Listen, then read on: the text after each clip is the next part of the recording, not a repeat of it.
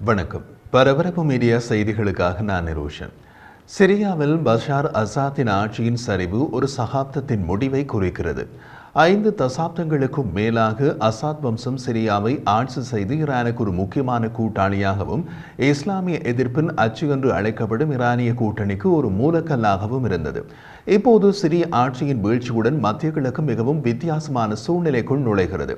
இது குறிப்பிடத்தக்க சவால்கள் மற்றும் வாய்ப்புகள் இரண்டையும் முன்வைக்கிறது, முக்கியமாக இஸ்ரேலுக்கு. கடந்த ஆண்டு அக்டோபர் 8ஆம் தேதி முதல் இஸ்ரேலின் வடக்கு எல்லையில் அமைதி குலைந்தது.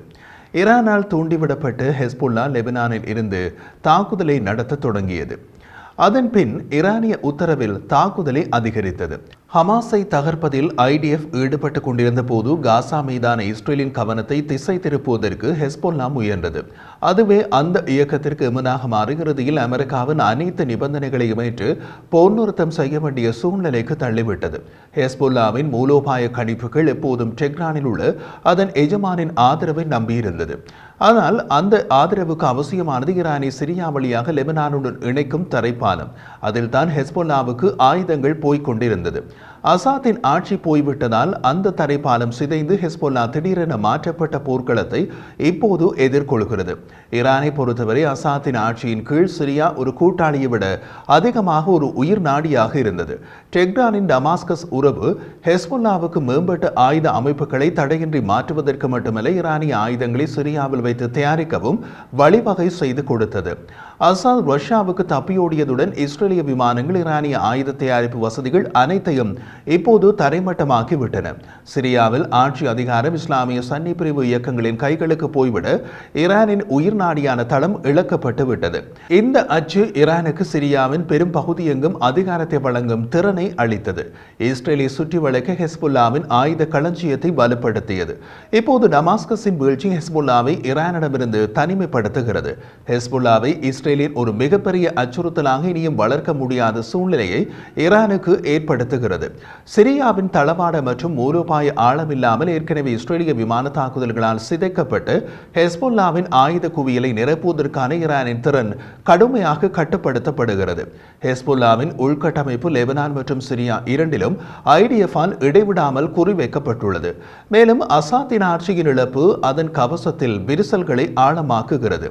இந்த மாற்றத்தின் நேரம் மிகவும் முக்கியமானதாக உள்ளது. இஸ்ரேலின் வடக்கு எல்லையில் ஹெஸ்புல்லாவின் தாக்குதல்கள் ஹமாசுடனான இஸ்ரேலின் போரின் போது பல முனைகளில் இருந்து இஸ்ரேலுக்கு அழுத்தம் கொடுக்கும் பெரிய அளவிலான ஈரானிய மூலோபாயத்தின் ஒரு பகுதியாக இருந்தது. ஈரானுக்கு சிரியா மறுக்கப்படுவதால் அந்த மூலோபாயம் இப்போது வலிமையான தடையை எதிர்கொள்கிறது. ஏற்கனவே பலவீனமான ஹெஸ்புல்லா அதன் ஆயுத விநியோக கோடுகளில் இருந்து துண்டிக்கப்பட்டு விட்டதால் இஸ்ரேலுக்கு எதிரான அதன் தற்போதைய விரோத போக்கை தக்க வைத்துக் கொள்வது கடினமானதாக மாறியுள்ளது.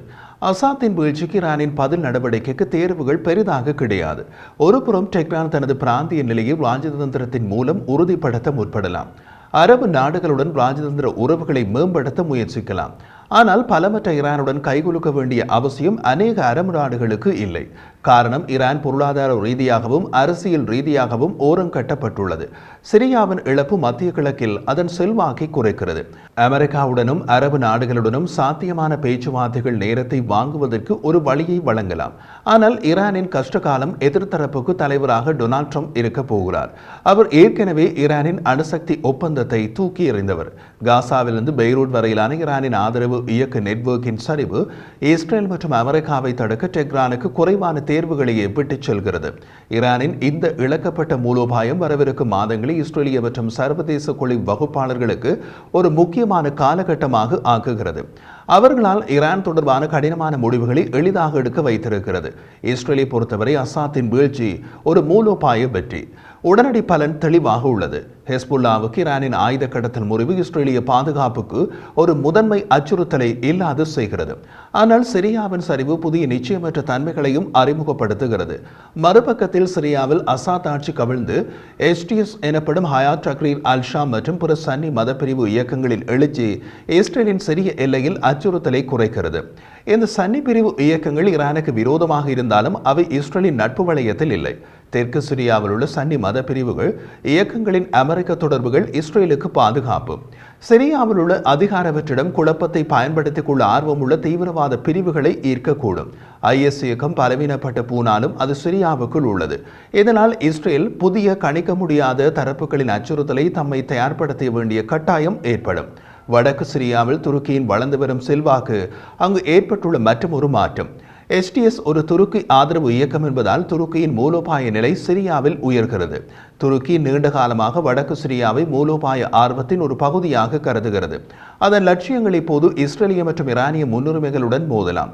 இதற்கிடையில் ஈரானின் பின்னடைவுகளால் தைரியமடைந்த சன்னி அரபு நாடுகள் இஸ்ரேலுடன் தங்கள் கூட்டணிகளை வலுப்படுத்துவதன் மூலம் அசாத்தின் வீழ்ச்சியை பயன்படுத்த முற்படலாம்.